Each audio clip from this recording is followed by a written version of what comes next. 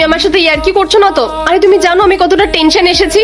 আর সব থেকে বড় কথা, স্যার আমার বিষয়ে এত কিছু জানলো কি করে? আর সবার আগে স্যারকে আমার ফাইলটাই দেখতে হলো। দেখো মেঘা, আমি তোমার সাথে কোনো রকম মিথ্যে কথা বলছি না। ওই যে নতুন ডিএম স্যারটা এসছেন না, উনি খুব রেগে আছেন।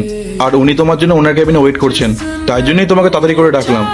আরে ইয়ার, এত বছর ধরে এতগুলো ডিএম চেঞ্জ হয়েছে, কখনো এরকম কোনো প্রবলেম হয়নি, এবার কি যে হয়ে গেল। দেখো, আমি তোমাকে অনেকবার বোঝানোর চেষ্টা করেছি এসব কাজ করো না, কিন্তু তোমার লোভ এতটাই, তুমি আমার কথা শোনোইনি কখনো। আর যার জন্য তোমার আজকে এই অবস্থা। আর তুমি জানো, আজকে স্যার প্রথমে এসে তোমার ফাইলটাই খুলেছে।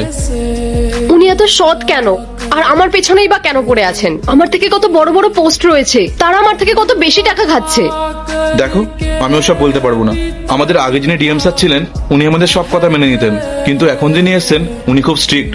আমার তো এখন খুব ভয় লাগছে তোমার সাথে সাথে আমার জবটাও না চলে যায়।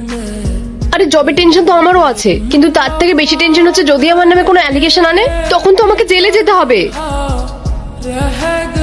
আরে আমি তো এটাই বুঝতে পারছি না, তোমার সঙ্গে ওনার কেন শত্রুতা?